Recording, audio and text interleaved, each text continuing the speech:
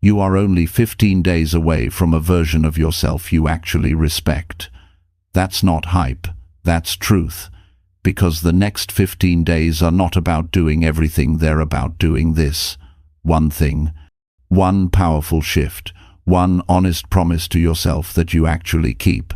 And when you commit to that, not halfway, not casually, but fully, your life starts to change in ways most people never experience. Most people wait for the right time, the right energy, the right mood. That's why most people stay stuck. But not you, not this time. Because do this for the next 15 days is your moment to break that pattern and finally rebuild the trust that's been slipping away.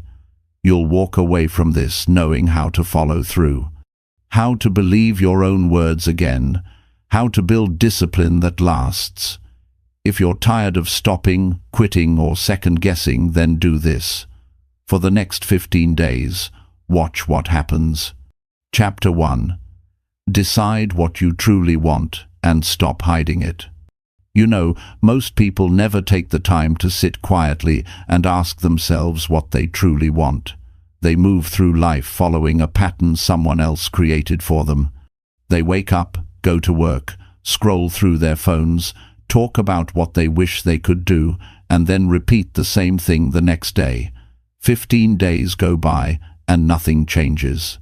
15 years go by, and they're still wondering why life feels incomplete. But everything changes the day you really decide what you want.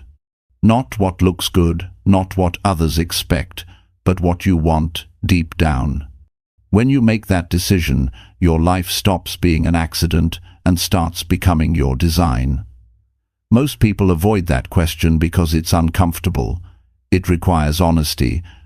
It makes you look in the mirror and admit that maybe you've been living on autopilot. But for the next 15 days, I want you to do something different. I want you to stop hiding from yourself. Because the truth is, you already know what you want. You've always known. It's been there in your thoughts when you couldn't sleep. It's what you imagine when you say, someday. The problem is, you've buried it under fear, doubt, and the opinions of others. You've convinced yourself that what you want is too big, too far, too late, or not realistic. You've built a wall made of excuses, time, money, circumstances, people. But here's the truth. Life doesn't change until you stop hiding behind those excuses. The moment you say, this is what I want, you begin to take control.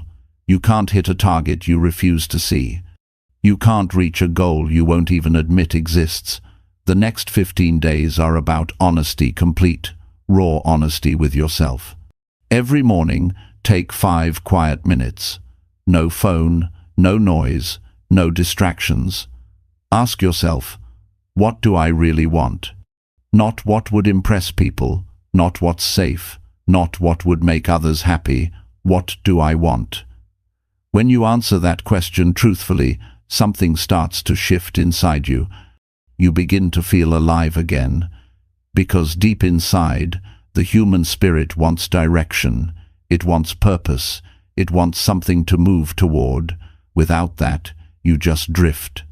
And drifting never leads to happiness.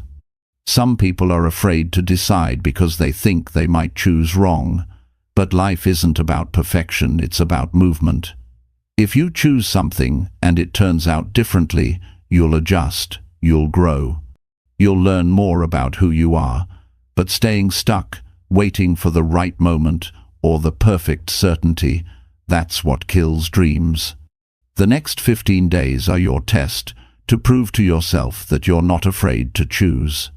Take a pen and a piece of paper. Write down what you want. Be specific. If you want better health, write down how that looks and feels. If you want financial freedom, describe what that means to you.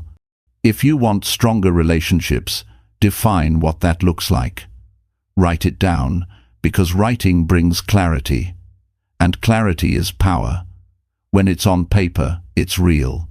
You can see it, touch it, and hold yourself accountable to it. Now, after you've written it, read it every morning and every night, not as a fantasy, but as a commitment. Tell yourself, this is what I'm working toward.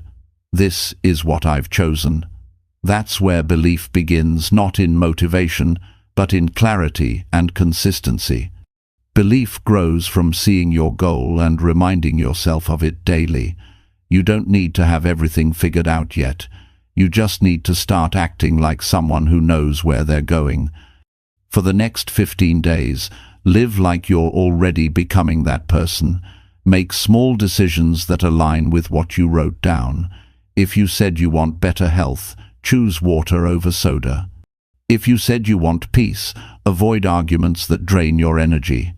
If you said you want success, spend time learning instead of scrolling. It's the small, consistent actions that turn a decision into a lifestyle. You see, deciding what you want isn't a one-time thought, it's a daily commitment. The world around you will try to pull you back to your old habits.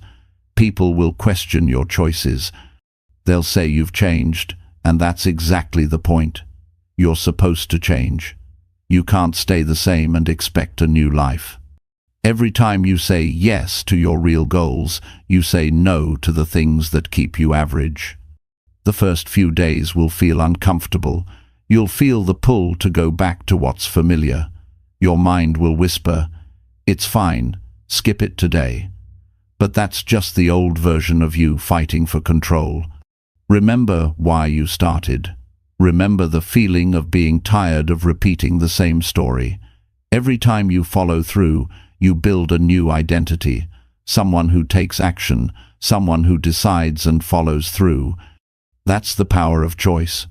Most people spend their lives waiting for permission. They wait for a sign, a perfect time, or someone to tell them it's okay to go after what they want. But no one is coming to save you. No one is coming to hand you your dream. The moment you take full responsibility, everything changes. You stop blaming your past, your parents, your boss, or your circumstances. You realize that life is not about what happens to you, it's about what you decide to do next. And when you truly decide, something magical happens. Your energy changes. You start to notice opportunities you ignored before. People respond differently to you. You begin to walk with confidence because you finally know where you're going. Even if you haven't arrived yet, your direction gives you peace. It gives you focus. And that focus gives you power. For the next 15 days, don't chase motivation, chase clarity. Motivation fades, but clarity builds momentum. Wake up each morning and ask yourself, what's one thing I can do today that moves me closer to what I want? Just one thing.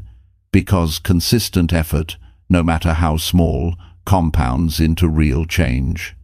You'll start to feel it. You'll see yourself becoming more intentional. You'll feel more in control of your time and your emotions. When you know what you want, saying no becomes easier. You stop wasting time on things that don't serve you. You stop trying to please everyone. You stop apologizing for wanting more. You start to live with purpose, and that purpose gives you a calm strength.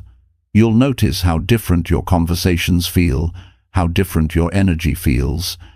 You won't need to force confidence, it'll come naturally, because you're finally living in alignment with who you are. Now, deciding what you want also means accepting that not everyone will understand you. Some people will think you've become distant or selfish. But remember this, choosing yourself isn't selfish, it's necessary. You can't give your best to others if you're empty inside.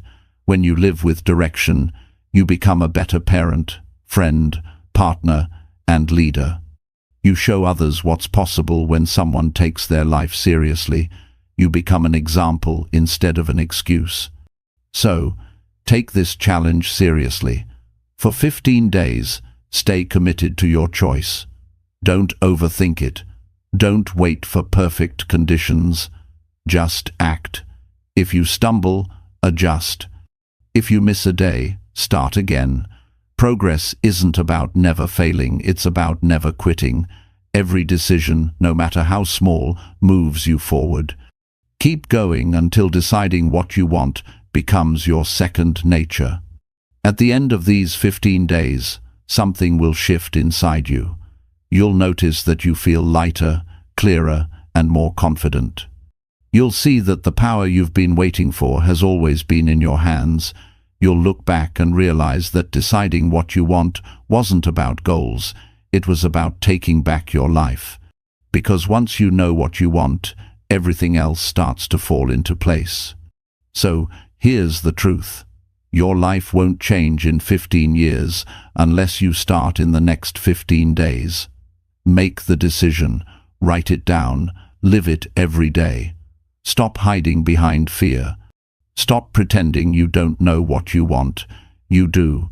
You've just been afraid to say it out loud. But now it's time. It's time to take ownership of your dreams, your habits, your future. Every great change begins with a simple decision. I'm done living small. Say that to yourself. Feel it. Believe it. Then start acting on it. Because life will meet you halfway once you start moving. And if you stay true for these 15 days, if you show up, if you choose clarity, if you follow through, you'll walk into the rest of your life with a strength you didn't know you had. This isn't about motivation, it's about transformation. It's about doing something simple yet powerful, deciding what you truly want, and finally, living like you mean it.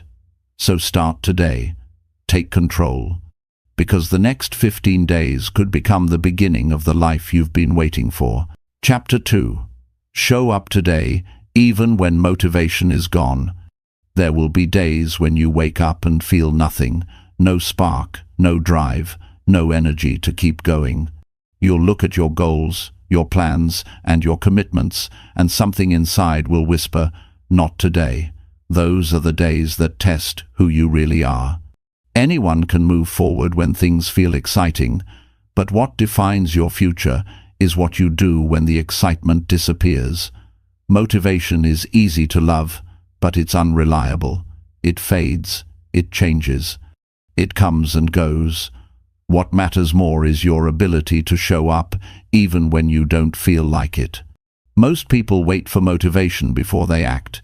They say, "I'll start when I feel ready," or "I'll get to it when I'm in the mood." But motivation doesn't come first, action does. The truth is, waiting to feel inspired before you take action is the fastest way to stay stuck. Real growth begins when you move without feeling ready, when you push forward without the spark, when you get up even when your mind is telling you to rest a little longer. For the next 15 days, you must train yourself to show up no matter what. Not perfectly, not enthusiastically, just consistently. You don't have to do everything, you just have to do something.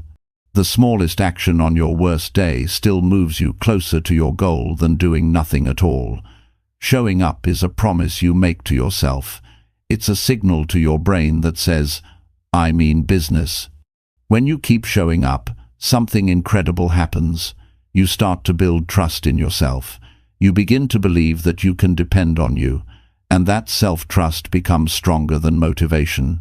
When you can rely on yourself to do the work even on hard days, you stop being controlled by emotions and start being guided by discipline. There's a moment in every journey when you hit a wall. You lose the excitement that pushed you at the start. That's when most people quit. They think the loss of motivation means they're failing, but it's the opposite. It means you're growing. You've stepped out of the honeymoon phase and into real commitment. This is the point where your habits are tested.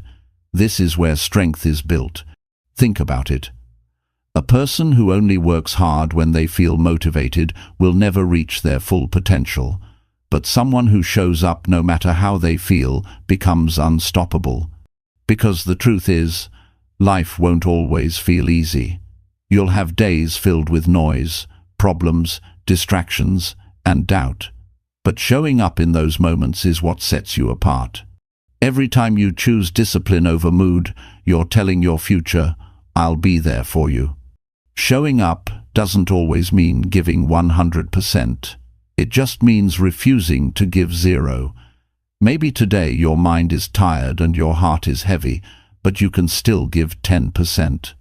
You can still write 1 paragraph, make 1 call, take 1 step. Progress isn't about speed, it's about consistency. If you only show up on good days, you'll never reach greatness. If you show up every day, the bad ones won't stop you. There's something powerful about movement. Once you start, the energy begins to return. When you take action, even a small one, your brain starts to wake up. You begin to feel capable again. Waiting for motivation keeps you in a loop of procrastination. Acting without it breaks that loop. You can't think your way into confidence, you earn it by doing. On those low-energy days, shift your focus from how you feel to what you can control. You can't control emotions, but you can control effort. You can control attitude. You can control showing up. Tell yourself, I don't have to feel good to do good. That single thought can change your day. You can do great work even when you don't feel great. You've done it before, and you can do it again. For these next 15 days, your challenge is to show up regardless of your mood. Wake up and do what you said you would. If your plan was to write, write. If it was to work out, move your body. If it was to build your business, make that 1 call or send that 1 message. The action itself doesn't have to be perfect, it just has to happen. You'll start to notice a pattern. Every time you show up despite not feeling like it, you feel proud afterward. That pride becomes fuel for the next day. The truth is, consistency builds confidence. You can't feel strong if you keep breaking promises to yourself. But when you show up, even in small ways, you rebuild self-respect. You stop doubting yourself. You stop saying, I can't, because your actions prove otherwise. This is how you turn discipline into your identity. You stop chasing motivation and start becoming the kind of person who acts regardless of it. There will be mornings when you'll think, what's the point? Those are the moments when you must remember why you started. Remind yourself that the dream you're chasing is still there, waiting for you to show up for it. Think about how far you've come already. Every little effort counts. You may not see results immediately, but they're building beneath the surface. Every repetition, every small action compounds into progress that will one day surprise you. People often think motivation is what drives success, but the truth is, commitment drives success. Motivation is emotion, commitment is decision. Emotion changes daily, but decisions remain when emotion fades. When you commit to showing up, you stop negotiating with yourself. You stop making excuses. You start respecting your own word. That's how you gain power over your life. Your body will try to find comfort, your mind will try to protect you, and your feelings will try to convince you to rest when you need to act. But comfort is not progress. Growth begins the moment you do something you don't want to do. It's in that friction where character is built. Every time you follow through, you're training your brain to understand that your word matters more than your feelings. For the next 15 days, practice doing what you promised yourself without needing to feel ready. Create a routine that works even when you're tired.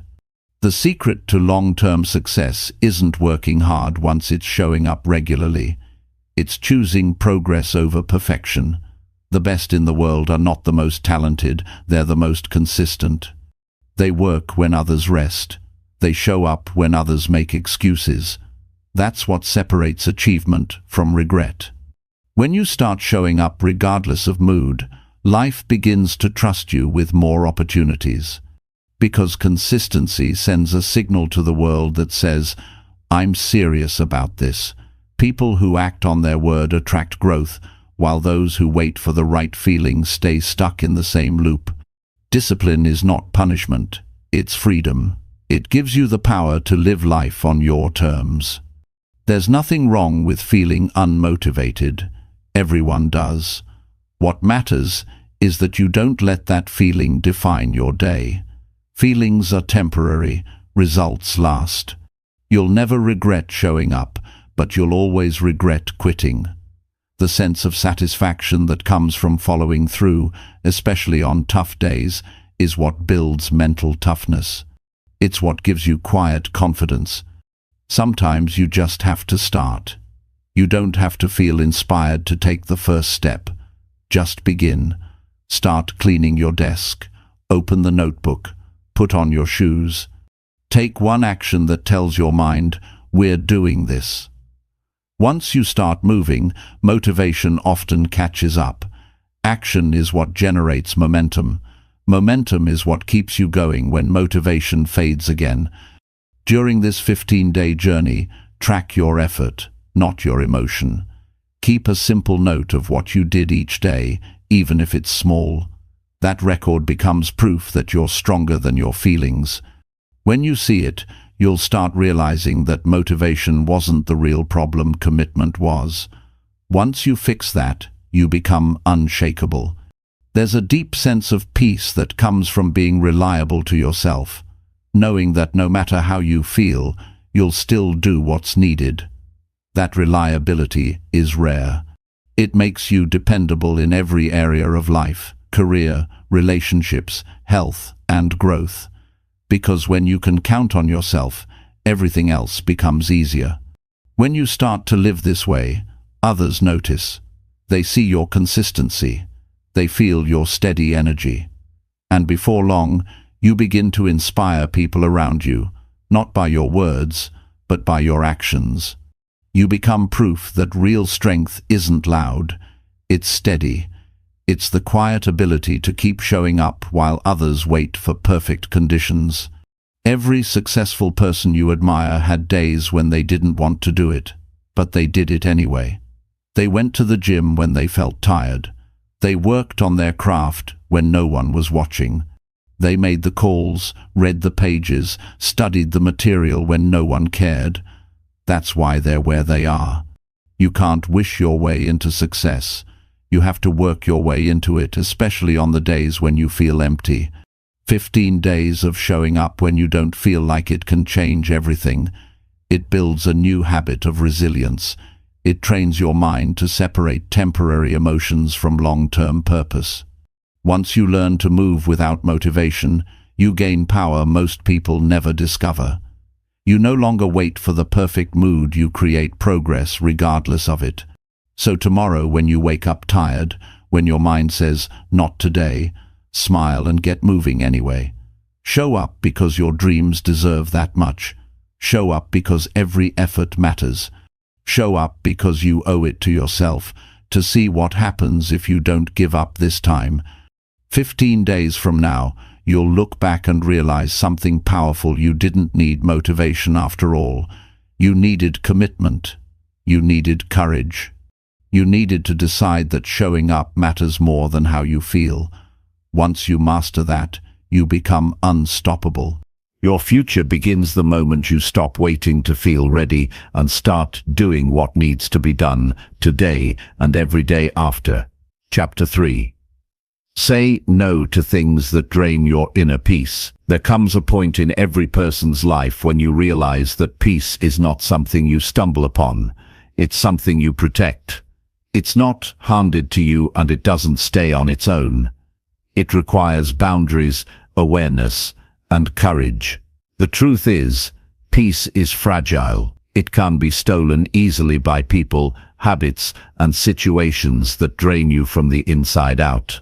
The reason most people feel exhausted isn't always because they're doing too much. It's often because they're doing the wrong things, things that take energy but give nothing back. Saying no isn't always easy, but it's the first step to reclaiming control over your mind and emotions. For the next 15 days, you must practice saying no to everything that costs you your inner calm. It's not about being cold or selfish, it's about being wise.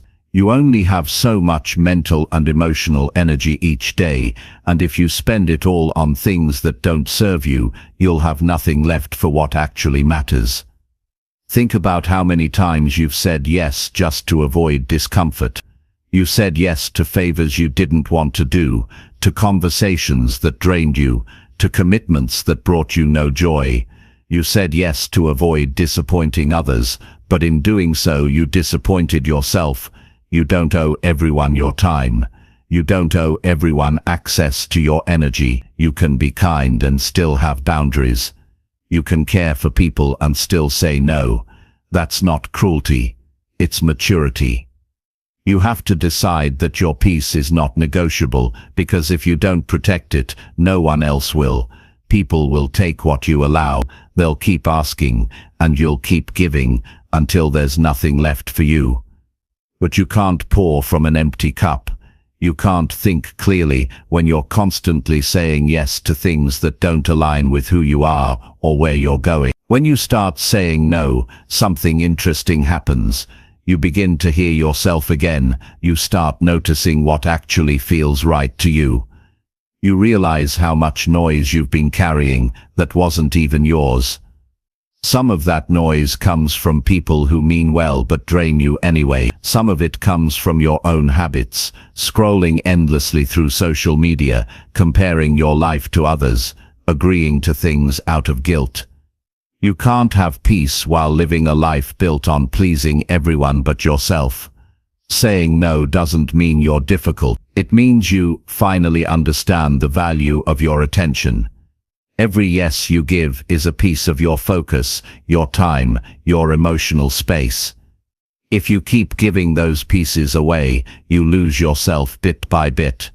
And when you lose yourself, you lose peace. The people who respect you will understand your boundaries. The ones who don't were only using your yes for their own comfort. Either way, you win when you choose honesty over obligation. Think about how much lighter life would feel if you stopped doing things just to keep the peace with others while destroying the peace within yourself. Every yes that isn't real becomes a small betrayal of your own values. Those betrayals pile up until you start feeling resentful and confused. But you can change that starting today. You can stop being available for everything and everyone. You can start being available for peace, for growth, for things that make you better. For the next 15 days, make it your mission to notice what drains you. Pay attention to how you feel after conversations, commitments, and activities. If something leaves you anxious, frustrated, or empty, that's a clue. It doesn't mean those things are bad, it just means they don't belong in your life right now. You don't need to explain your boundaries to everyone. A simple "I can't" or "not this time" is enough. The people who truly care about you will accept it. The ones who push against it are showing you why the boundary was needed in the first place. Peace is not about having a perfect life, it's about managing your inner world wisely. It's about knowing when to walk away from arguments that go nowhere, when to stop trying to convince someone to understand you, when to quit chasing approval that never comes. It's about choosing silence over drama, solitude over chaos, self-respect over comfort. When you say no to what drains you, you create space for what restores you. That's when peace starts to grow naturally. You might feel guilty at first. You might worry that people will think you're selfish or uncaring. But guilt is just an old pattern trying to survive. It's the echo of your people-pleasing habits. When you set a boundary and feel guilty, it means you're finally putting yourself first, and that's new. Stay with that feeling until it fades, because it will. On the other side of that discomfort is freedom. The kind of freedom that lets you sleep better, think clearer, and breathe easier. Sometimes, saying no means walking away from relationships that no longer bring balance. Not every friendship or connection is meant to last forever. Some people belong in certain chapters, not the whole story. When you feel drained after being with someone, it's your body telling you something. Listen to it. You don't have to explain why you're distancing yourself. You're allowed to protect your energy quietly. You don't owe everyone an explanation for choosing peace. Saying no also applies to yourself, to the habits that sabotage your calm. Say no to overthinking, to staying up late worrying about things you can't control. Say no to negative self-talk that steals your confidence. Say no to trying to fix everything for everyone. Say no to carrying problems that aren't yours to solve. When you start saying no to chaos, you make room for clarity. You begin to feel lighter, stronger, more focused. Peace grows in small moments. It grows when you say no to gossip and choose silence instead. It grows when you step away from toxic conversations instead of trying to win them. It grows when you let go of the need to prove your worth. Each no becomes a wall protecting your mind. And behind that wall, your spirit starts to heal. You begin to remember what peace feels like: calm mornings, slow breaths, clear thoughts. People often confuse busyness with purpose. They fill their schedules until they have no time to think. But being busy doesn't mean being fulfilled. You can do less and still achieve more if your actions come from peace instead of pressure.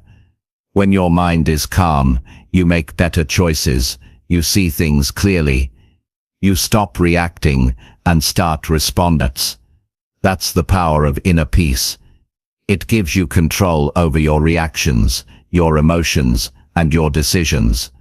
The next 15 days are not about isolating yourself from the world. They're about learning to protect your energy within it. You'll still help others, but from a place of strength, not exhaustion. You'll still care deeply, but with boundaries. You'll still give, but wisely. The goal isn't to shut people out, it's to stop letting them drain you. Every time you say no to something that doesn't serve you, you're saying yes to yourself, yes to rest, yes to rest, yes to balance, yes to sanity. You'll start noticing how much calmer life feels when you're not overcommitted. You'll notice that you smile more genuinely, speak more clearly, and breathe more easily. Because peace changes everything. It makes you more productive, more patient, more grounded. There's a special kind of strength in learning to walk away. Walking away from arguments that destroy your calm, from commitments that stretch you too thin, from people who only take and never give. You don't have to fight every battle. Some are best won through silence and distance. You can't change others, but you can choose your peace over their chaos. As you go through these 15 days, understand that peace isn't passive, it's powerful. It doesn't mean ignoring problems, it means facing them with clarity instead of chaos. It's the ability to remain calm even when the world isn't. That calm is what allows you to move forward effectively. When your mind is still, you make wise decisions. When it's noisy, you make rushed ones. Each morning before you start your day, take a moment and ask yourself, what deserves my energy today? Then decide consciously where to place your focus. Say yes only to the things that move you closer to peace, progress, and purpose. Everything else gets a polite no. That's not rudeness, it's discipline. And that discipline will give you back hours of your life that were once lost to stress and distraction. By the end of 15 days, you'll start to notice a deep shift. The people who respect your peace will draw closer, and those who thrived on your chaos will fade away. You'll feel calmer in situations that used to upset you. You'll stop explaining your boundaries and start living them. You'll realize that peace is not a luxury, it's a necessity. The truth is, a peaceful mind creates a powerful life. You think better, love deeper, and perform stronger when you're not constantly fighting emotional noise. You can't control everything around you, but you can control what you allow inside. And that choice to guard your peace is the foundation of a fulfilling life. So from this day forward, Stop giving endless yeses to things that leave you empty. Protect your calm like it's oxygen, because it is. When you lose it, you can't breathe right. When you keep it, everything feels lighter. You deserve that kind of balance. You deserve to wake up feeling grounded, not drained. Start today. Say no without guilt. Say no without apology. Say no with quiet confidence, knowing that every no is a step closer to peace. In these 15 days, you'll learn that protecting your inner calm isn't selfish. It's one of the kindest things you can ever do for yourself. Because when your mind is calm, your life becomes clear. And once you taste that peace, you'll never trade it for anything less again. Chapter 4. Do one honest thing that scares you today. Every person reaches a point where they realize comfort has been quietly limiting them. You build routines, stay where it feels safe, and tell yourself you'll take risks someday. But someday never comes until you decide to face what scares you. Growth doesn't happen inside comfort. It happens in moments that make your heart beat faster, your palms sweat, and your mind hesitate. The truth is, fear shows up exactly where honesty begins. The things that scare you most are usually the things that will free you. Doing one honest thing that scares you today doesn't mean doing something extreme.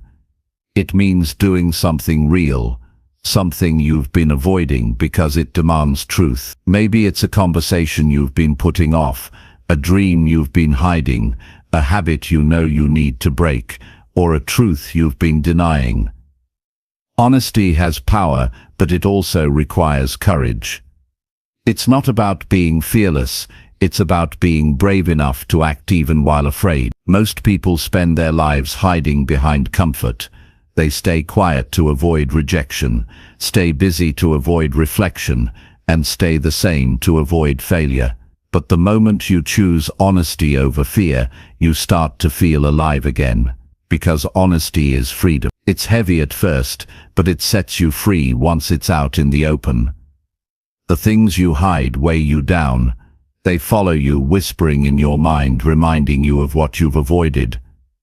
You can't be at peace while living half-truth. Doing one honest thing that scares you builds strength like nothing else. Each time you confront a fear, you take power away from it. Fear loses its grip when you face it directly. It becomes smaller, less intimidating. The human mind learns through exposure. When you do the things that scare you, you rewire your brain to associate fear with growth, not danger. Every small act of courage becomes proof that you're capable of more than you think. For the next 15 days, I want you to face one truth each day that you've been running from. It might be telling someone how you truly feel.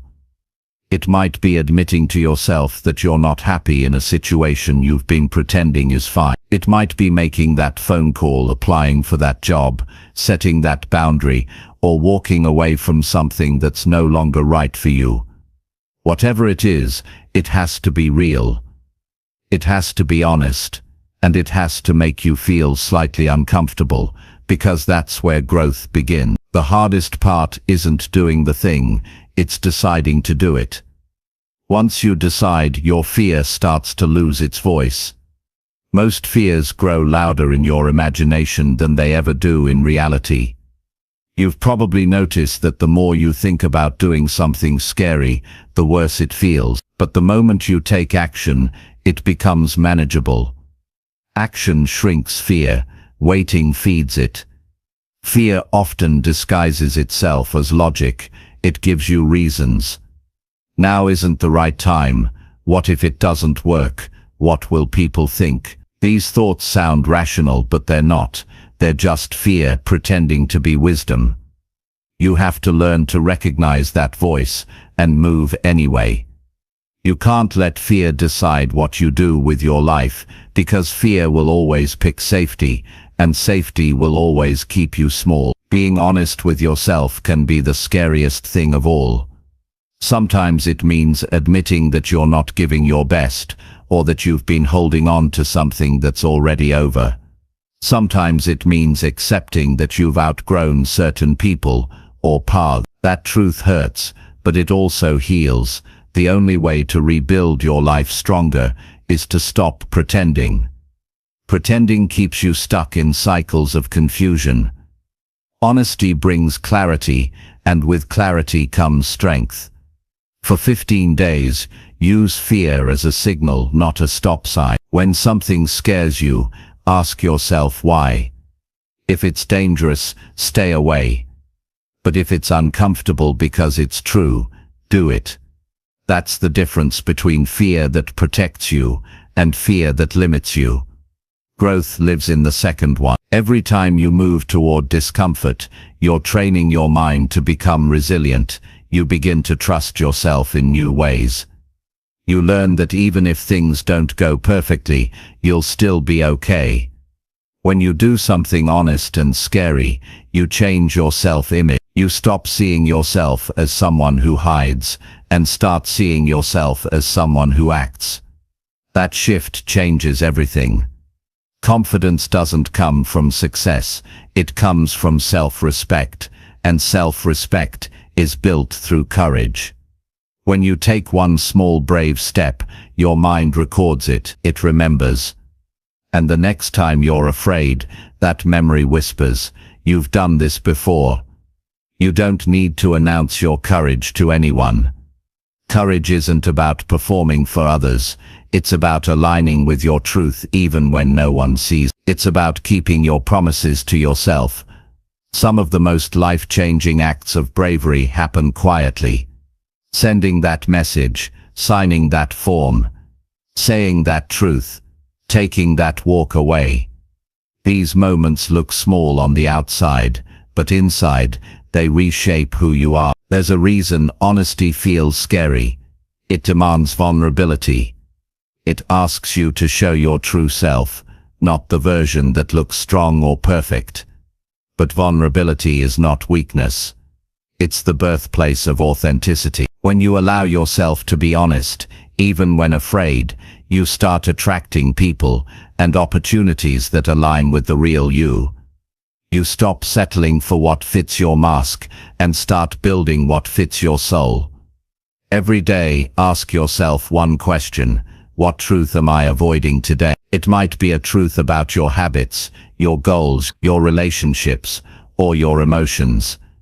Don't judge the answer, just face it. Write it down if you need to. Then take one small action that honors that truth. If you've been avoiding a conversation, have it. If you've been putting off a decision, make it. If you've been hiding your dream out of fear of judgment, share it with someone. These small acts of honesty compound into massive change. The first few times you do this, it will feel uncomfortable. Your body might tense up, your stomach might tighten, your mind might scream, "Don't do it." That's your fear trying to keep you in the familiar. But once you push through, you'll feel something powerful: relief. The kind of relief that comes from alignment. You'll realize that telling the truth or taking the risk didn't break you, it strengthened you. You'll start craving that freedom more than comfort. Every honest action builds emotional muscle. The more you train it, the stronger you become. You start understanding that fear isn't your enemy. It's your compass. It points to what matters most.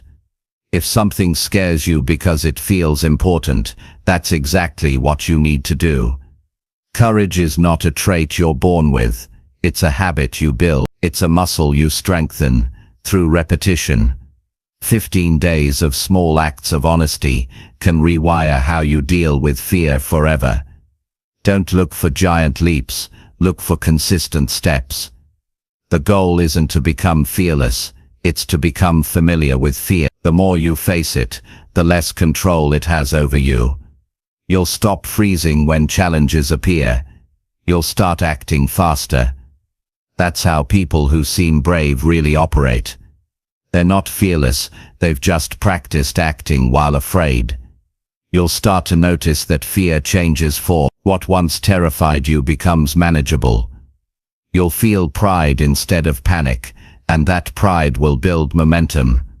Once you see yourself overcoming one fear, you'll want to face another. It becomes addictive, not the fear itself, but the growth that follows it. At the heart of this practice is honesty. Fear thrives in silence and lies. The more open you are, the less it can control you. When you face your fears truthfully, they lose their mystery. And when they lose their mystery, they lose their power. You begin to see fear for what it really is, a temporary emotion, trying to protect you from discomfort, but you don't need protection from growth. As the days pass, you'll feel a deeper connection with yourself. You'll stop second-guessing your decisions, because you'll trust that you can handle hard things. You'll speak with more clarity, act with more confidence, and think with more calm. Because every time you do something honest that scares you, you prove to yourself that fear can't stop you. It can only challenge you. There's something incredibly human about standing face to face with your fears and choosing honesty. It's raw, it's uncomfortable, but it's real, and that realness is what makes life meaningful. You'll start to see that courage isn't loud or dramatic, it's quiet, personal, and deeply honest. It's doing what your heart knows is right even when your mind trembles. 15 days from now, if you keep doing one honest thing that scares you each day, you won't be the same person. You'll walk with a new level of strength. You'll speak with authenticity. You'll live with more ease, because you'll no longer be fighting yourself. You'll realize that the scariest thing you ever did was simply start telling the truth. And once you start, you'll never want to go back. Life changes when you stop letting fear dictate your choices. Every day you act in honesty, your world expands, your peace grows, your self-respect deepens. That's the kind of transformation that doesn't fade. So do one honest thing that scares you today. It might be small, but it's a step toward freedom. Because freedom doesn't come from avoiding fear. It comes from walking through it with your head held high, one honest action at a time. Chapter 5. Let go of people who don't value your growth. There comes a moment in your life when you must look around and ask yourself, who am I standing next to? Because the people you surround yourself with will either help you grow or quietly hold you back. You can have big dreams, powerful goals, and a clear vision, but if you keep staying close to people who don't believe in your growth, you'll always feel like you're running uphill with weights tied to your feet. Growth requires space, support, and understanding. When someone refuses to see your potential, they drain the strength you need to move forward.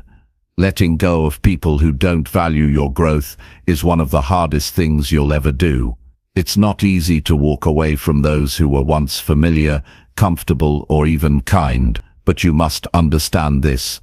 Not everyone you care about is meant to walk with you into your next chapter.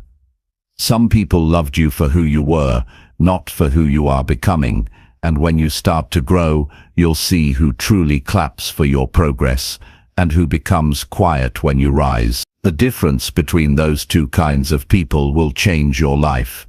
For the next 15 days, pay attention to how you feel around others. Notice whose presence leaves you feeling lighter and whose presence leaves you tired.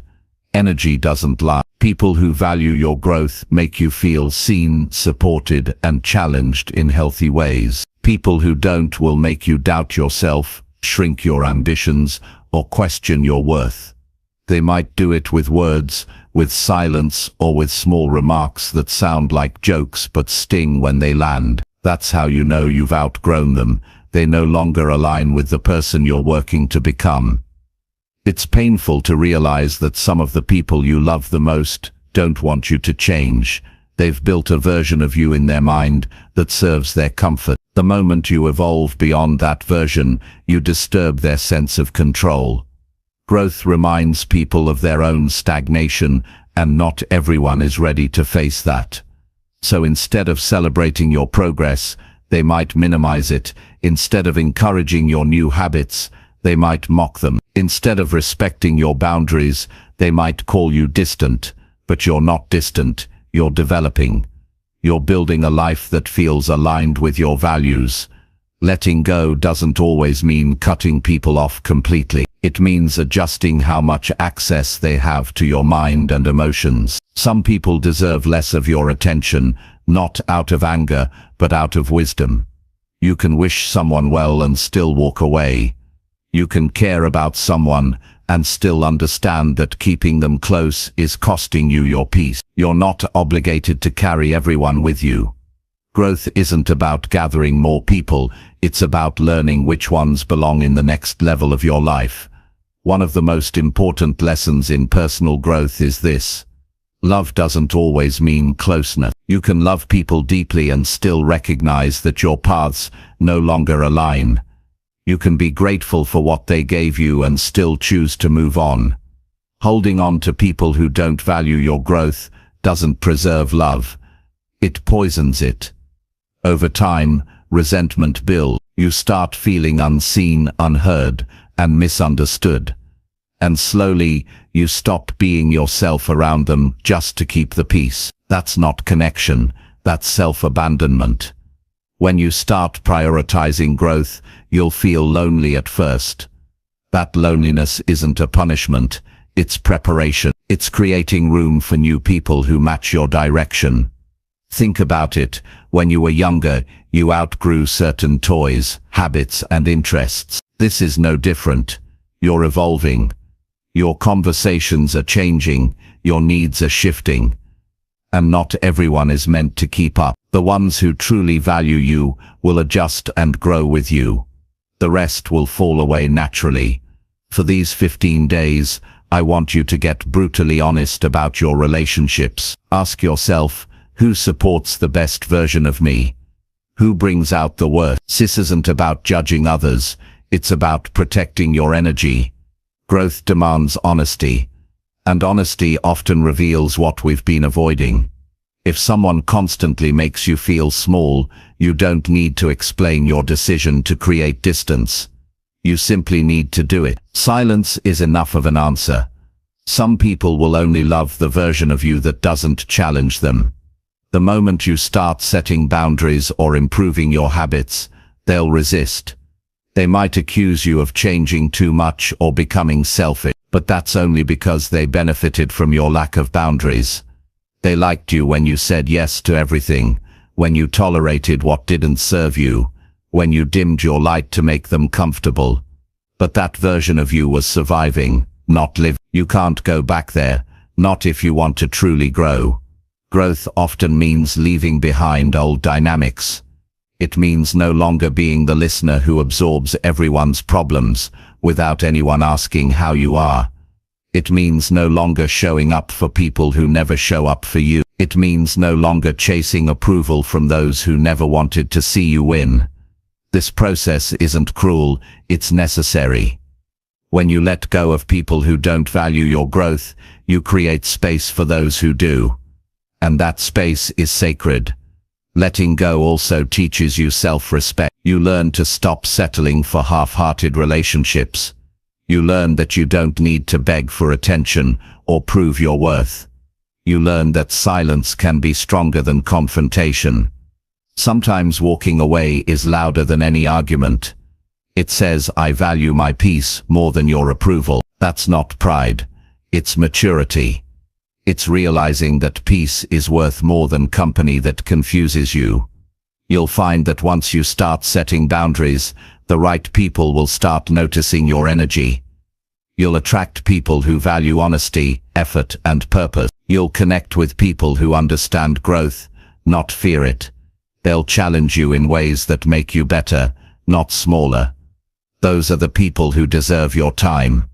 The ones who inspire you to keep becoming. The ones who celebrate your wins without feeling threatened. The ones who remind you to stay humble while reaching higher. Sometimes the hardest person to let go of is the one you've known the longest. Time creates attachment, and attachment can blur your vision. You tell yourself, We've known each other for years, as if years alone justify keeping someone close. But time isn't proof of alignment. Some people stay in your life long after the relationship has served its purpose. The length of a connection doesn't determine its value, its quality does. You can know someone for a year and feel more supported than you ever did in a decade-long friendship. During this 15-day journey, learn to listen to your emotions. Notice how your body reacts when you're around certain people. Do you feel drained, anxious, or tense? Or do you feel calm, motivated, and understood? Your emotions are a compass, pointing you toward balance. Stop ignoring what your body already knows. It's not unkind to step away from energy that doesn't align. It's unhealthy not to. Letting go doesn't always happen with anger. Sometimes it's quiet. Sometimes it's just you responding less, calling less, caring less, not out of spite, but out of self-protection. You're allowed to pull back. You're allowed to outgrow connections that once felt right. Life is a constant evolution, and you can't keep old versions of people in a life that's moving forward. If you hold on too tightly to what's no longer meant for you, you'll miss what's waiting ahead. You'll learn that detaching doesn't mean you stop caring. It means you stop sacrificing yourself for those who don't. You can forgive and still move on. You can love and still let go. It's not your job to convince anyone to see your worth. It's your job to live in a way that reflects it. The people who truly see you won't need convincing. They'll value your growth because they value your essence. The truth is, you can't grow in a space that requires you to stay small. Every step toward your higher self will expose relationships built on your lower one. Some people liked you when you were doubtful, dependent, or quiet.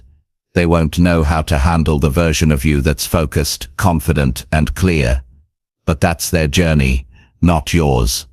You can't shrink back to make others comfortable. Your responsibility is to your potential, not their perception. By the end of these 15 days, you'll begin to see who truly belongs in your circle. You'll stop forcing connections and start flowing with alignment. You'll understand that love doesn't disappear when you let go. It transforms. It becomes gratitude for what was and wisdom for what will be. You'll stop chasing people and start attracting peace. You'll realize that losing those who don't value your growth isn't loss, it's liberation. Growth requires pruning. Just like a tree sheds its branches to make room for new ones, you must release what no longer nourishes you. It's not personal, it's natural. You can't become who you're meant to be while clinging to who you used to be. The same applies to relationships. As you evolve, your energy changes, and not everyone will match it. That's not failure, it's progress. So let go, gently, but firmly. Let go of the people who dismiss your dreams, who downplay your progress, who make you feel guilty for choosing yourself. Let go of conversations that leave you empty. Let go of the constant need to prove your intentions. Let go of the pressure to please everyone. You don't need permission to protect your peace. You just need courage. 15 days from now you'll start noticing something powerful.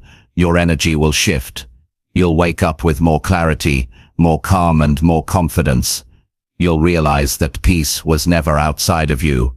It was buried beneath all the noise. Once you remove the people who don't value your growth, life feels lighter. You begin to move with purpose again. You begin to trust your journey. Letting go is not the end. It's the beginning of alignment.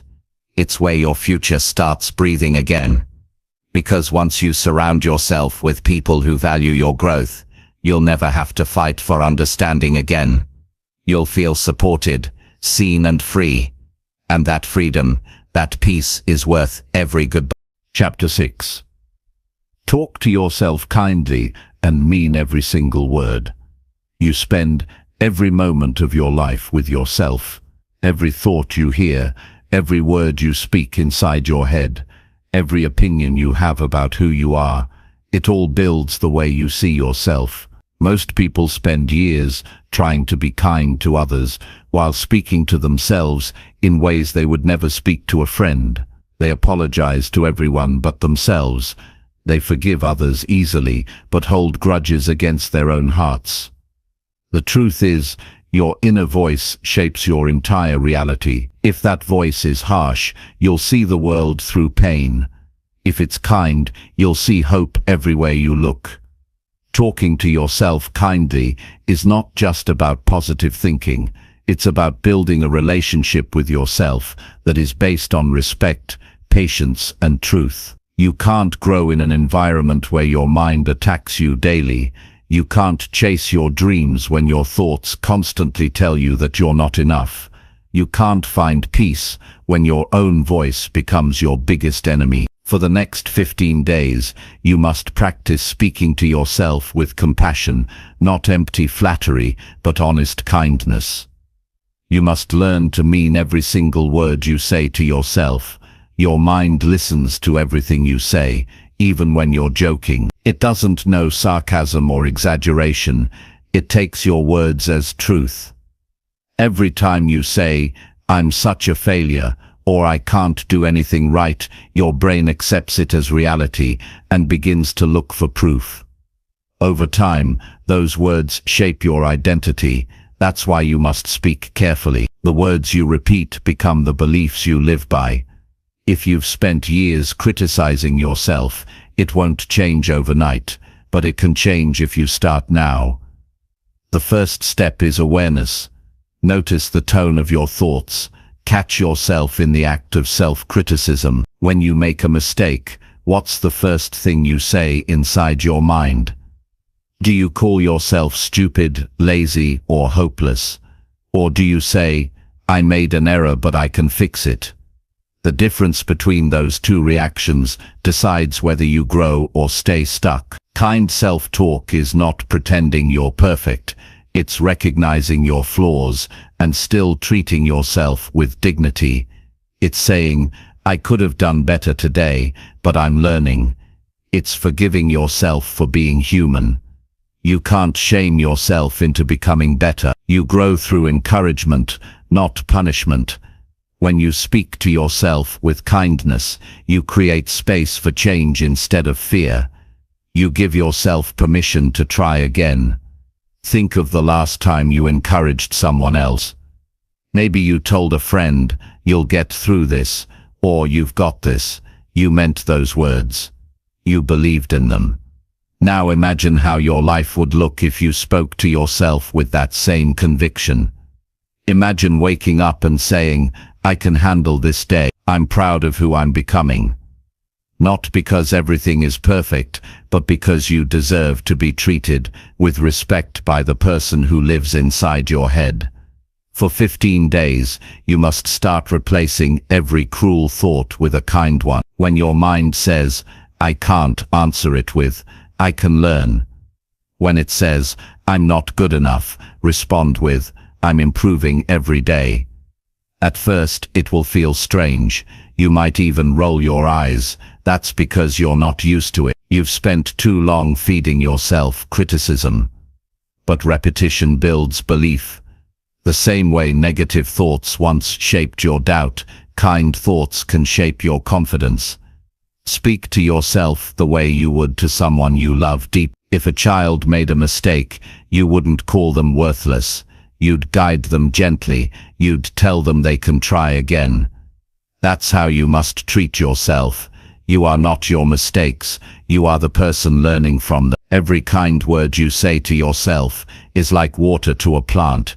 It helps you grow in ways you can't see immediately but will notice over time. Most people underestimate how much their inner voice affects their actions. If you believe you can't do something, you won't even try. If you believe you're capable, you'll take the first step. The mind listens to its own language.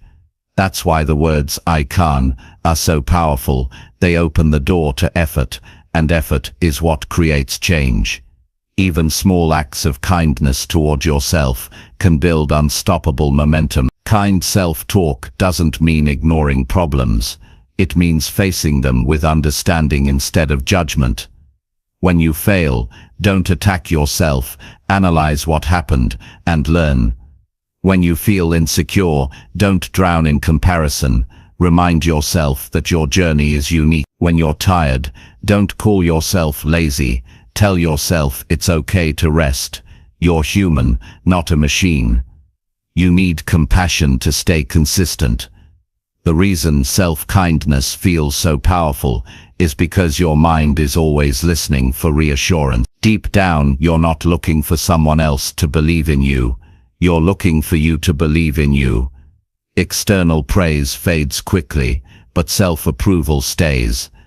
When your confidence comes from within, no one can take it away. That's real strength. Every time you catch yourself using harsh language, pause. Take a breath and rephrase the thought. For example, instead of saying, "I'm so behind," say, "I'm moving at my own pace."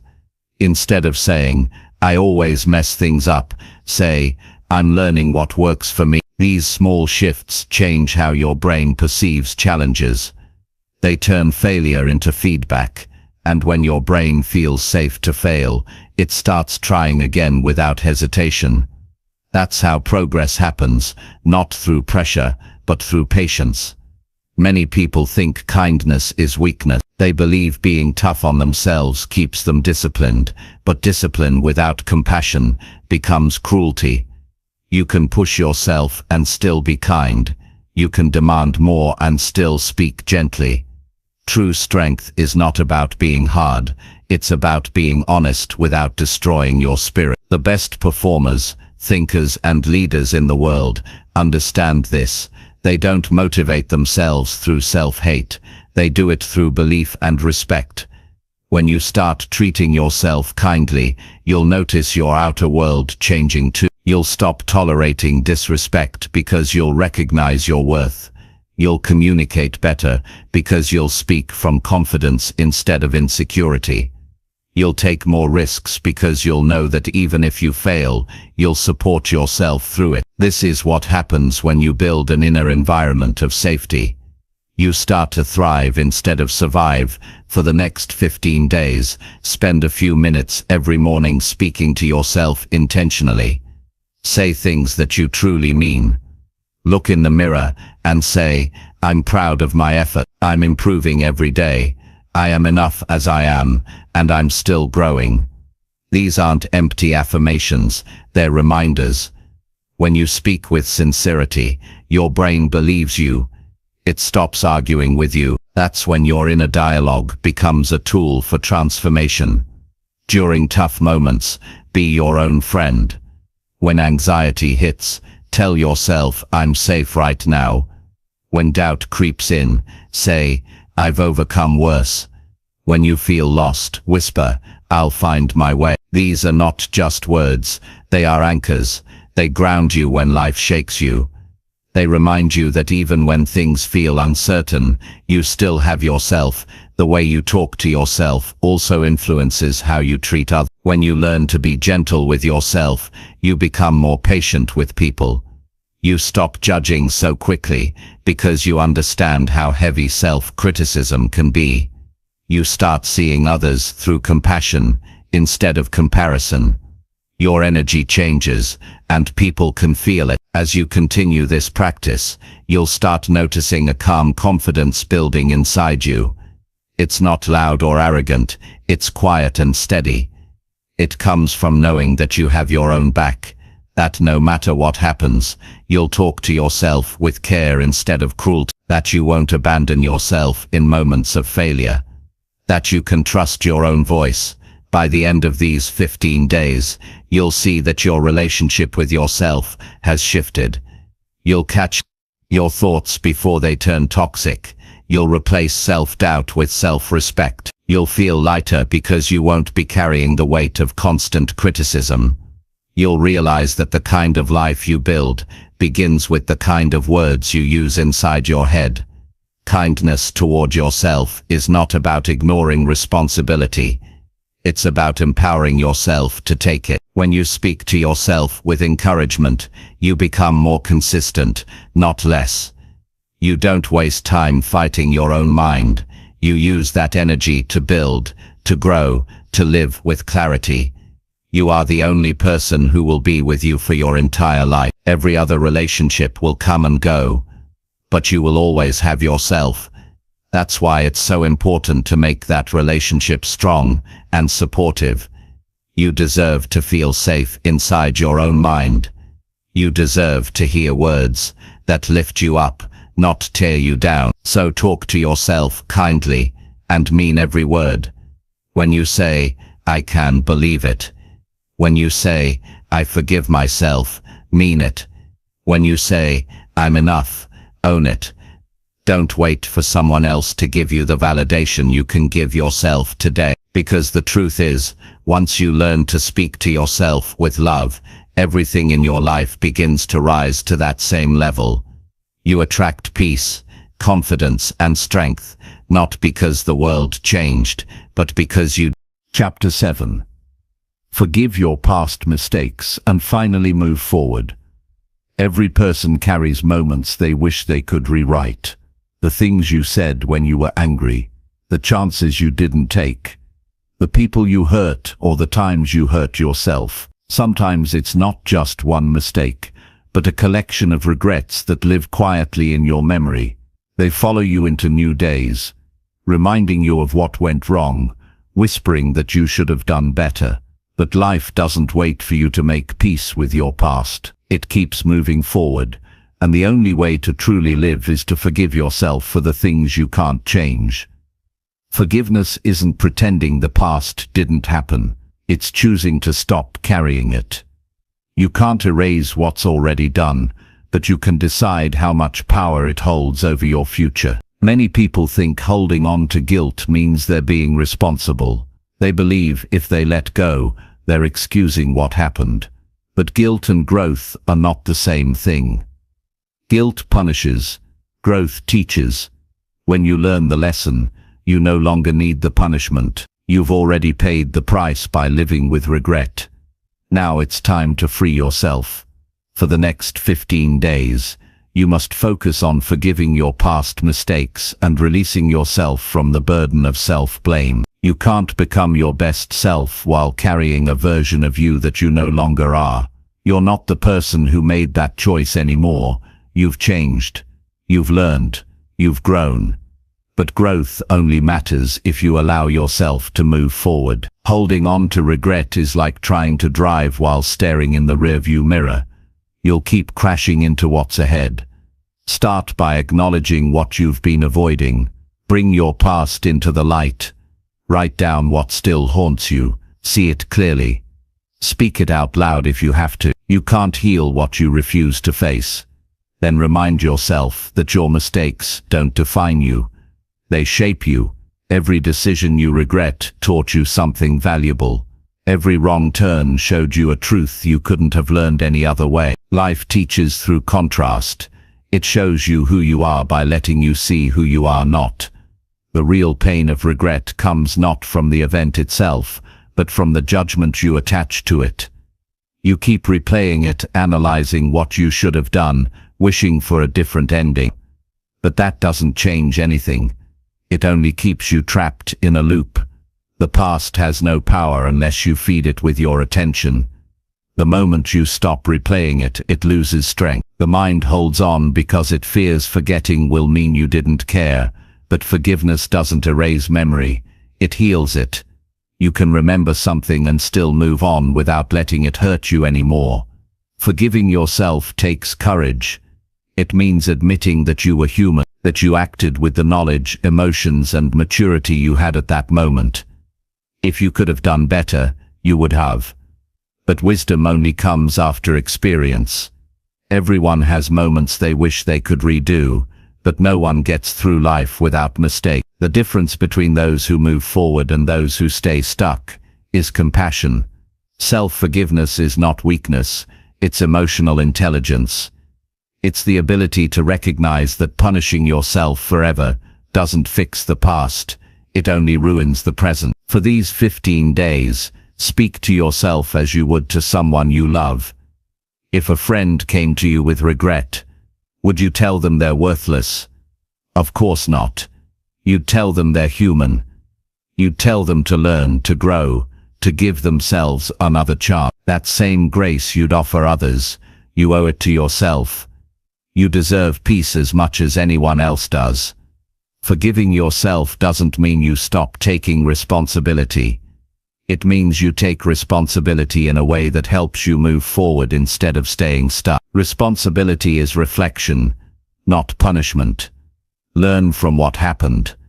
Ask yourself what the situation taught you about your values, your emotions, or your decisions. Then make a promise to do better next time. That's what real accountability looks like. It's forward-facing, not backward-looking. Sometimes we hold on to guilt because it gives us a false sense of control. We think that by punishing ourselves we can somehow undo the damage. But guilt doesn't change the past, it just robs the present. The people you've hurt, including yourself, can't be healed through endless self-blame. Healing begins when you release the shame and start living differently. Your growth is the real apology. Your transformation is the proof that you've changed. You might feel unworthy of forgiveness, especially if your mistake affected someone else deeply. But think about this. If you spend your life hating yourself, what good does that bring? Pain doesn't fix pain. The best way to honor the past is by living better now. Show that you've learned. Be kinder. Be wiser. Be present. That's how you make peace with what you've done. You let it shape your compassion, not your self-destruction. The process of forgiveness is gradual. Some days you'll feel free, and others you'll feel the weight again. That's okay. Healing isn't linear. What matters is that you keep choosing to let go, one day at a time. When guilt shows up, remind yourself that you're not that same person anymore. Say it out loud if you have to. I'm no longer who I was when I made that mistake. Because you're not. You're someone who's trying, someone who's evolving, someone who deserves peace.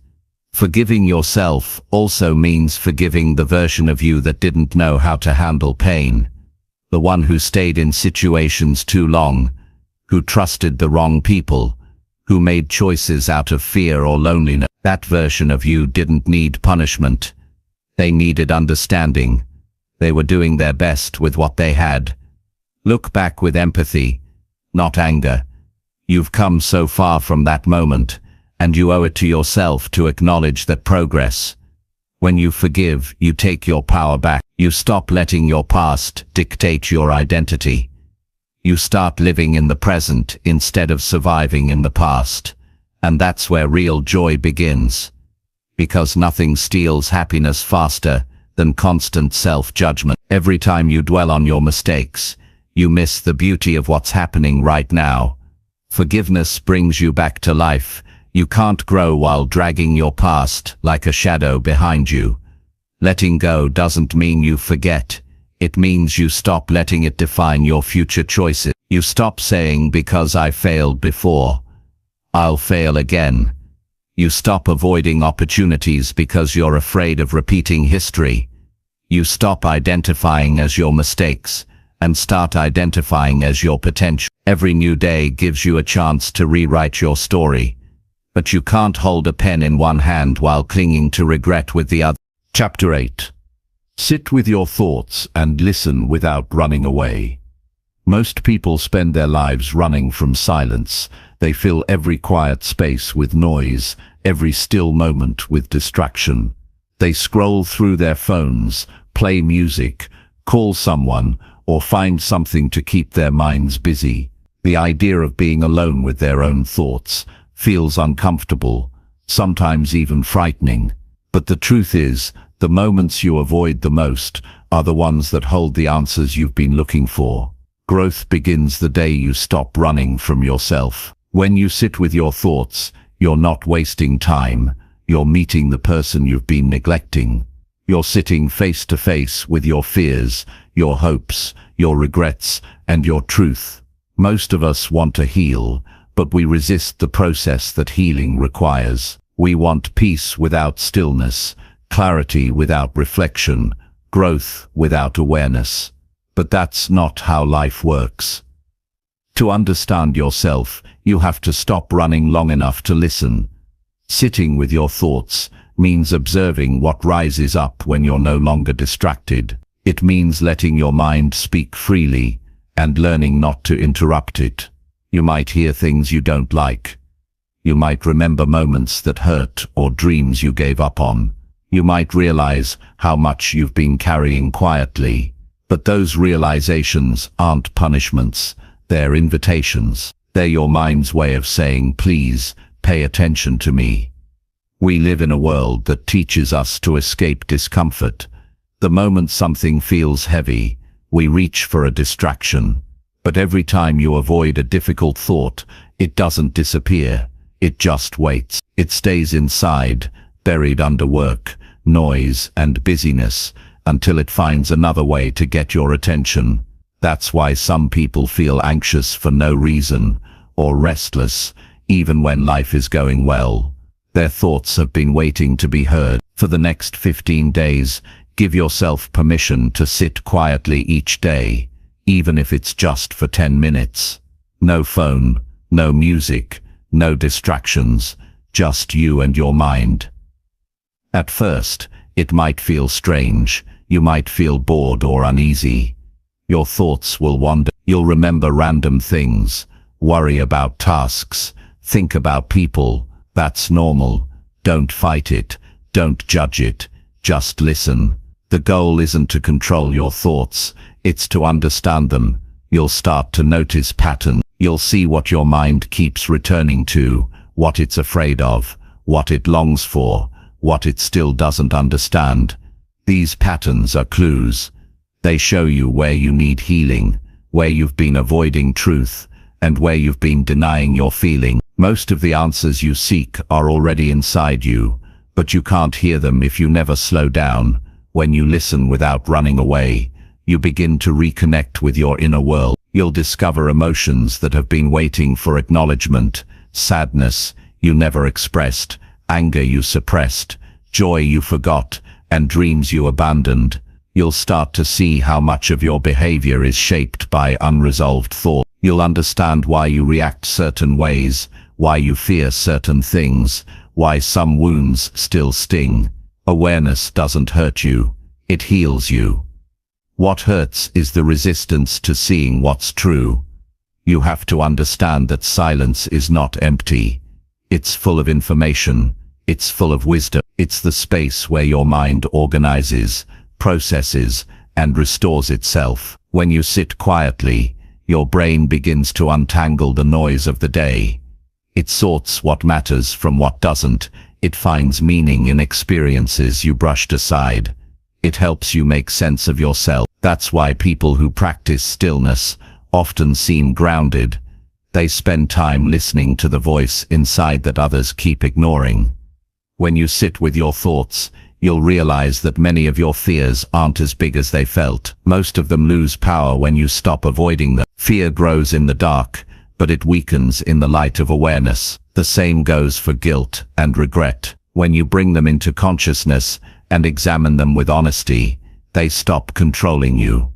You begin to see that the thoughts you were afraid of were just emotions, asking to be felt. Stillness teaches you patience. It teaches you to stop reacting to every emotion that passes through. You begin to see thoughts as waves. They rise, they fall, and they pass. Not every thought deserves your energy. Some are just noise. But if you never stop to listen, you can't tell the difference between the voice of your intuition and the voice of your fear. Reflection helps you separate the two. It gives you clarity about what's real and what's imagined. For 15 days, try this simple practice. When you notice a thought that triggers discomfort, instead of distracting yourself, pause. Ask, why does this thought bother me? Sit with the feeling instead of escaping it. The discomfort you feel is not your enemy. It's a message. It's pointing towards something unresolved. The more you practice this, the more you'll begin to understand your mind's language. You'll see that your emotions aren't random. They're reflections of needs that have been ignored. Most people are afraid to be alone with their thoughts because they confuse solitude with loneliness. But being alone doesn't mean being empty. It means being free from outside influence. It's in solitude that you remember who you are without the noise of the world telling you who to be. You start hearing your real voice, the one buried beneath expectations, opinions, and pressure. That voice is honest. It might be quiet at first, but it's always there, waiting for you to listen. When you begin to spend time in quiet reflection, you'll notice your relationship with yourself changing. You'll become gentler, more aware, more intentional. You'll stop rushing through life. You'll start making choices that actually align with your values, instead of reacting out of impulse or habit. This kind of awareness builds inner peace, the kind that doesn't depend on circumstance. You'll stop needing constant noise to feel okay, because you'll finally be at ease in your own company. Listening to your thoughts also helps you recognize self-deception. There are truths we hide from ourselves because facing them feels hard. Maybe you're staying in a situation that no longer fulfills you. Maybe you're pretending to be fine when you're exhausted. Maybe you've been chasing something that no longer fits who you are. Sitting quietly allows those truths to rise to the surface. They won't appear as loud statements. They'll come as quiet nudges, subtle feelings, and soft realizations. Your only job is to listen. As the days go by, you'll begin to find comfort in stillness. What once felt like emptiness will start to feel like peace. You'll start looking forward to that time with yourself, because it becomes a moment of truth. It's where you check in with your own heart. It's where you realign your intentions. You'll find that clarity doesn't come from doing more. It comes from stopping long enough to see what's already there. When you sit with your thoughts, you give your emotions permission to move through you instead of getting stuck inside you. The pain you suppress doesn't go away. It just turns into tension, anxiety, or numbness. But when you allow yourself to feel without judgment, emotions pass naturally. They complete their cycle and leave behind lessons instead of scars. This is why stillness heals. It lets what's unprocessed finally find peace. You'll start to see how much of your stress comes from resisting your own feelings. The truth is, emotions are just energy in motion. When you allow them to exist, they flow. When you fight them, they build pressure. Sitting quietly helps you release that pressure. It teaches you that there's nothing dangerous about your emotions. There's simply signals guiding you back to understanding. You might have moments when silence feels uncomfortable again. That's okay. It just means there's more to uncover. Keep sitting. Keep listening. The goal isn't to control what you find. It's to become familiar with yourself. When you truly know your own mind, you stop fearing it. You stop letting random thoughts dictate your mood. You begin to respond to life instead of reacting to it. As the days pass, you'll also notice your creativity increasing. When the mind has space, ideas begin to appear. When you remove the constant noise, inspiration finds room to speak. Some of the best ideas, realizations, and decisions you'll ever have come from quiet moments of reflection. Stillness isn't laziness, it's productive in the deepest way possible. It connects you with your intuition, your wisdom, and your purpose. 15 days of sitting with your thoughts will teach you that peace doesn't come from fixing everything outside. It comes from understanding what's inside. The chaos in your mind doesn't mean you're broken. It just means you've been ignoring yourself for too long. Listening to your thoughts without judgment helps you reconnect with the parts of you that have been waiting to be heard. It's like finding your way back home. By the end of this practice, you'll start noticing how calm feels different from before. It won't just be silence. It'll be strength. You'll be able to handle challenges without losing your center. You'll stop reacting impulsively to negativity. You'll start responding thoughtfully, because you'll know yourself better. That kind of calm is unshakable. It doesn't depend on perfect days or peaceful surroundings. It comes from within. Sitting with your thoughts doesn't make life easier. It makes it clearer, and clarity is what gives you direction, purpose, and emotional freedom. The world will always be noisy. Distractions will always exist, but when you learn to find quiet within yourself, you can face anything outside of you with steadiness. So for the next 15 days, sit with yourself daily. No running, no hiding, just honesty. Listen to your thoughts like you would listen to a friend who needs understanding. Let them speak, let them reveal. And when they do, don't turn away. Because inside those thoughts lies everything you need to heal, grow, and move forward. The peace you've been chasing isn't somewhere else. It's waiting inside the quiet moments you've been avoiding. Chapter 9. Take full responsibility and stop blaming your situation. There comes a point in life when you must stop waiting for someone or something to change your circumstances. You have to look in the mirror and realize that everything you want, progress, peace, purpose, depends on one person, you. Taking full responsibility for your life doesn't mean everything that happened was your fault. It means you are done giving away your power. It means you no longer allow your situation to control your decisions, your attitude, or your future. The day you stop blaming is the day you start building. Most people spend years blaming their past, their parents, their job, the economy, or luck. They say, if only things were different, I'd be happy. They wait for the perfect time, the right opportunity, or someone to give them permission to change. But life doesn't work that way. You don't grow when you wait, you grow when you take ownership. Responsibility is not a burden, it's freedom. Because when you accept responsibility, you realize you have the power to change everything. The truth is, blaming feels comfortable. It gives you an excuse, it makes you feel safe, because it shifts the focus away from what you can control. It allows you to say, it's not my fault, and move on without changing anything. But that comfort is poison. It keeps you trapped in the same patterns, repeating the same mistakes, feeling the same frustrations. Responsibility, on the other hand, feels uncomfortable at first, but it's the only path to growth. You can't improve something you refuse to own. For the next 15 days, I want you to practice this simple principle. No matter what happens, ask yourself, what part of this can I control? You can't control other people's actions. You can't control every circumstance, but you can always control your response. You can control your effort, your attitude, and your next move. That's where your real power lives. Every time you choose to focus on what you can do instead of what you can't, you move forward.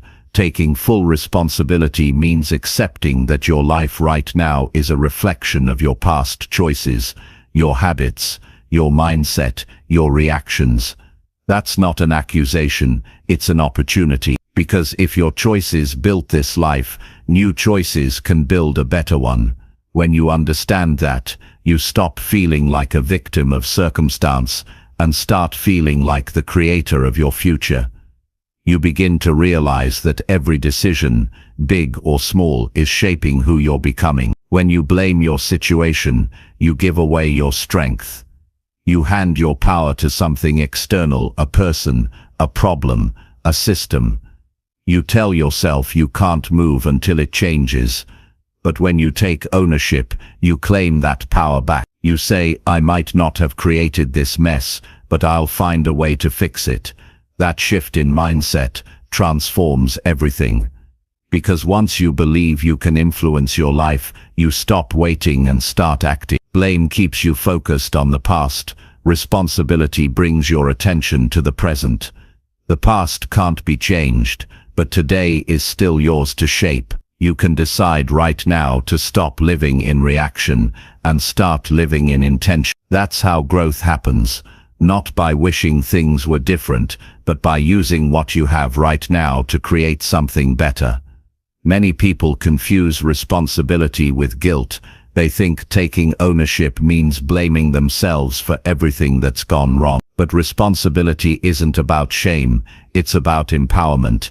It's about saying, I might not have known better before, but I do now. It's about learning from your mistakes instead of drowning in them. It's about replacing self-pity with self-discipline. Think about how much time and energy you've lost complaining about what's wrong. Every minute spent blaming is a minute not spent building. Every complaint keeps you stuck. Every excuse delays your progress. When you decide to stop blaming, you free up mental space for solution. You stop asking, why is this happening to me, and start asking, what can I learn from this? That one question changes your entire direction. For these 15 days, take note of every time you catch yourself saying, I can't because, or if only, and replace it with, here's what I can do right now. This is the mindset of responsibility. It's not about control, it's about choice. You may not choose what happens to you, but you always choose how to respond. You choose whether to complain or create, to dwell or to act, to give up or to grow. When you take responsibility, your confidence grows. You stop feeling helpless because you're no longer waiting for life to fix itself. You start to see progress, even in small ways. You begin to trust yourself again because you realize you have the power to adapt, to overcome, to build. The more responsibility you accept, the stronger you become. The stronger you become, the freer you feel. There's a quiet dignity in taking ownership of your story. It means you're mature enough to say, I made mistakes, but I'm learning. It means you stop comparing yourself to others and start competing with who you were yesterday. It means you stop chasing validation and start chasing improvement. People who live in responsibility don't waste time proving themselves. They use their time building themselves. Blame will always be available. There will always be someone or something to point to, but blame never changes your life. It only justifies staying the same. Responsibility, on the other hand, changes everything. It pushes you to act. It forces you to grow. It makes you ask hard questions like, what could I have done differently? And what can I do better now? Those questions are uncomfortable, but they lead to transformation.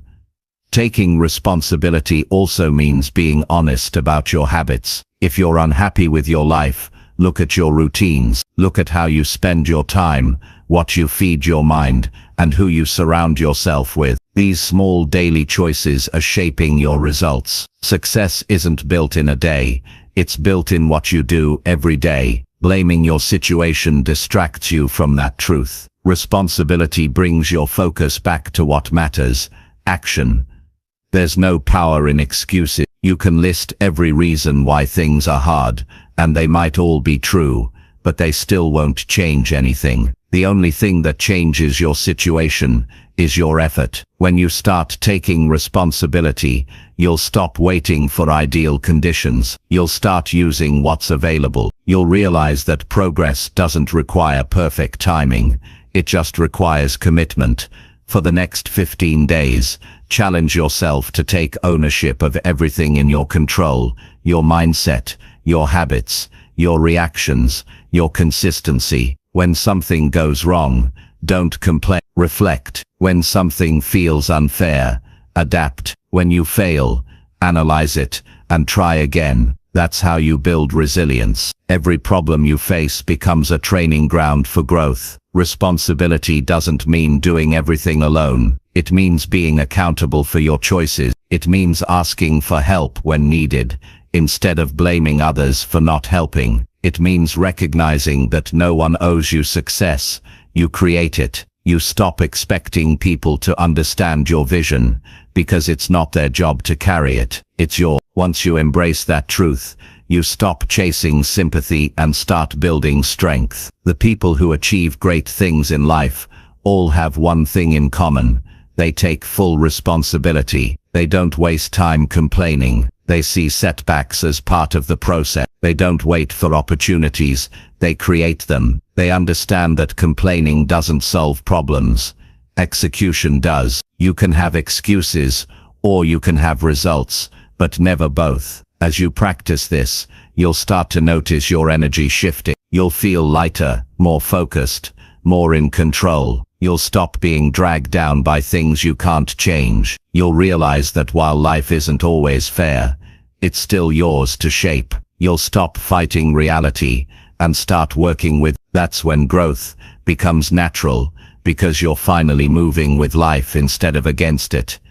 Taking responsibility also means forgiving yourself for what you didn't know before. You can't build a better future while punishing yourself for the past. Responsibility is about learning, not labeling. It's about saying, I did the best I could with what I knew, and now I'll do better. That mindset gives you peace, because it combines ownership with compassion. The moment you stop blaming, you gain clarity. You start to see solutions that were invisible before, because your mind was too focused on problems. You start to feel motivated again, because you realize you're not stuck, you're capable. And once you feel capable, your actions begin to change. You show up differently, you speak differently, you live differently.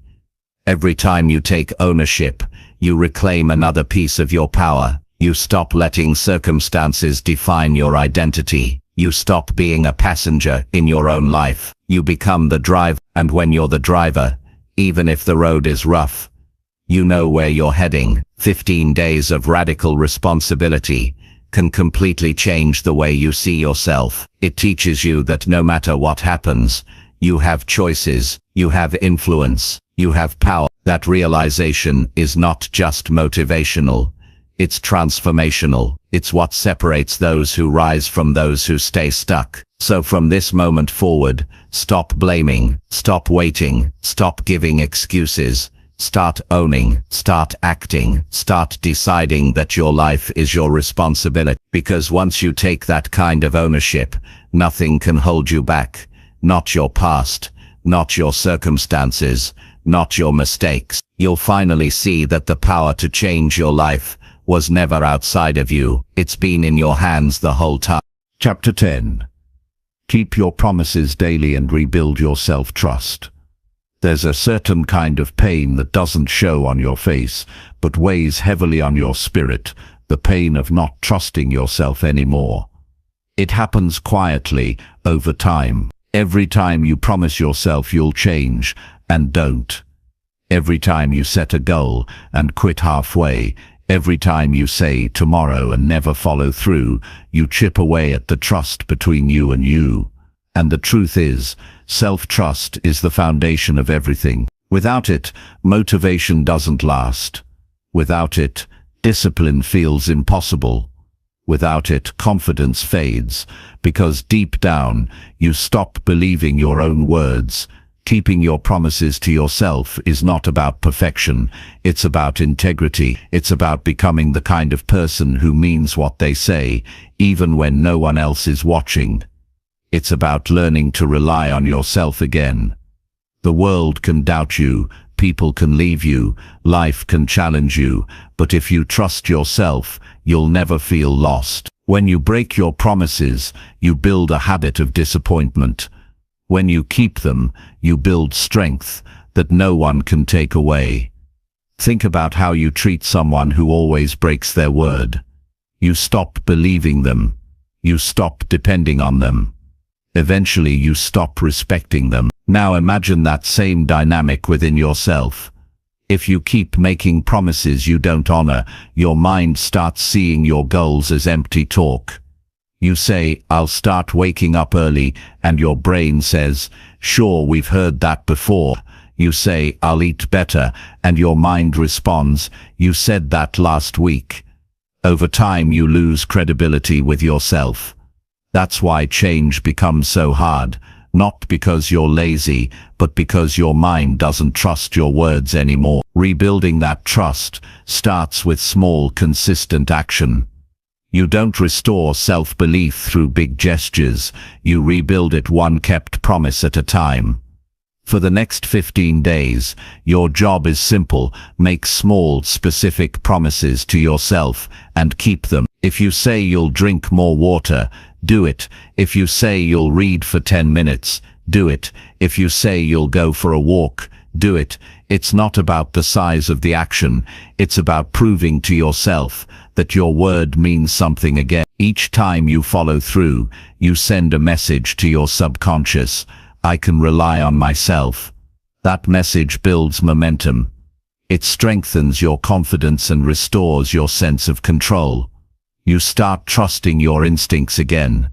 You start believing in your own ability to commit. That's when real transformation begins, when you no longer wait for motivation to show up, because you've learned to show up regardless. Self-trust grows when you stop breaking agreements with yourself for temporary comfort. Every time you say, I'll start tomorrow, you teach yourself that your comfort matters more than your character. And while that might feel harmless in the moment, it builds a dangerous pattern, one where your feelings control your actions instead of your values. Growth requires the opposite, letting your values lead, even when your feelings resist. The people who create lasting change aren't superhuman, they just learn to stop negotiating with themselves. They know that keeping one small promise every day builds more power than chasing bursts of motivation. They've developed a quiet confidence that says, if I say I'll do it, I'll do it. That mindset doesn't come from external praise. It comes from internal consistency. If you've broken trust with yourself, don't shame yourself for it. We all do it at some point. What matters is that you start again. Begin with one small commitment that matters to you. Maybe it's waking up at a certain time. Maybe it's journaling before bed. Maybe it's being kind to yourself when things go wrong. Whatever it is, make it realistic. Don't promise yourself 10 new habits at once. That's how people fail. They overwhelm themselves and then give up. Start small and stay steady. When you start keeping promises daily, you'll feel something shift inside you. You'll notice a sense of calm confidence growing. It's not loud or dramatic, it's quiet and steady. You'll begin to carry yourself differently because you'll know you can rely on your own word. That's real power, when you stop depending on motivation or external validation, because your inner consistency is enough. For 15 days, practice treating your word like a contract. When you tell yourself you'll do something, act like it's non-negotiable. Don't wait for the perfect move. Don't look for excuses. Just do what you said you would do. Every action becomes proof that you're rebuilding integrity. And integrity builds identity. You stop seeing yourself as the person who tries. You become the person who follows through. Keeping promises to yourself is also about honesty. Don't make promises you don't intend to keep, just to feel motivated in the moment. That temporary excitement fades fast, and when it does, it leaves behind guilt. Instead, make promises based on your capacity, not your fantasy. Tell yourself the truth about what you can handle today. It's better to keep a small promise than to break a big one. Consistency beats ambition when it comes to building trust. You'll notice that when you keep small promises consistently, bigger ones become easier. Confidence grows through evidence, not inspiration. Each day you follow through, you create evidence that you're capable. That evidence becomes belief, and belief drives behavior. You begin to act like someone who can be counted on, because now you can count on yourself. There will be days when you don't feel like keeping your word. Your mind will whisper, just skip it once. It doesn't matter. That's the moment where the real growth happens. Because when you keep your promise even when you don't feel like it, you teach yourself that discipline is stronger than impulse. That's when self-trust becomes unshakable. You stop depending on willpower. You operate from identity. You keep promises because that's who you are. Sometimes the promises you need to keep are emotional, not practical. Maybe you promised yourself you'd stop letting others disrespect your boundary. Maybe you promised to forgive yourself for a past mistake. Maybe you promised to rest instead of running yourself into exhaustion. Keeping emotional promises is just as important as physical ones. It's about showing up for your inner needs, the same way you show up for your outer goal. Every time you keep a promise, you also quiet the inner critic. That voice that used to say, "You'll never change," starts to fade, because your actions begin to prove otherwise. You stop arguing with yourself and start showing yourself. Words can lie, actions can't. That's how you rebuild trust, with proof, not promises. If you want to feel powerful again, do what you said you'd do. You don't need someone else to hold you accountable. You need to become your own accountability partner. Write down your commitments each morning and review them each night. Celebrate small wins. Even if you kept just one promise today, that's progress. That's how you start rewriting your self-image. Self-trust also affects how you treat others. When you honor your word to yourself, you naturally start honoring your word to others. You become reliable, dependable, grounded. People can sense it. They start to respect you more, because you carry yourself with integrity. You no longer overpromise or underdeliver. You speak with conviction, because you know your words have weight. That's how leaders are built, not by authority, but by self-discipline. As you continue this practice, you'll find that your relationship with failure changes too. When you trust yourself, failure doesn't break you.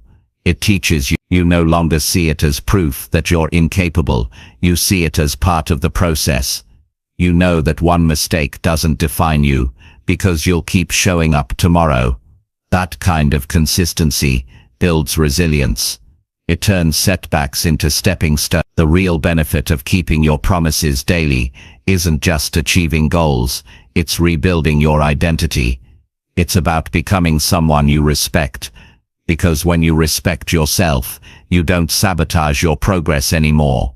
You stop seeking shortcuts. You stop doubting your potential. You begin to walk with quiet assurance, knowing that you're doing what needs to be done. By the end of these 15 days, something powerful will happen.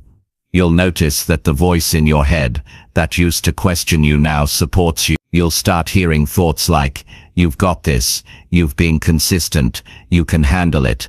That's what self-trust sounds like. It's not arrogance, it's alignment. It's when your mind and your actions finally agree. Keeping your promises also brings peace. There's no guilt, no regret, no mental battle. You stop wasting energy on broken commitments because you're living in integrity. Your self-respect becomes your peace. You'll sleep better knowing you did what you said you would. You'll wake up with confidence instead of pressure. You'll finally feel proud, not because everything's perfect, but because you're consistent. And when you're consistent, the world begins to respond differently. Opportunities open up. People take you seriously. Life starts to reflect your inner discipline. It's not magic, it's cause and effect. When you become trustworthy to yourself, everything else falls into place. So from today onward, make yourself a promise and keep it. Keep it when it's easy. Keep it when it's hard. Keep it when no one's watching. That's how you rebuild the trust that once felt lost. Not through words, but through action. Every time you follow through, you remind yourself that you are capable, reliable, and strong. And when you reach that point, when you know you can trust yourself, you become unstoppable, because nothing is more powerful than a person who keeps their own word and truly believes in it.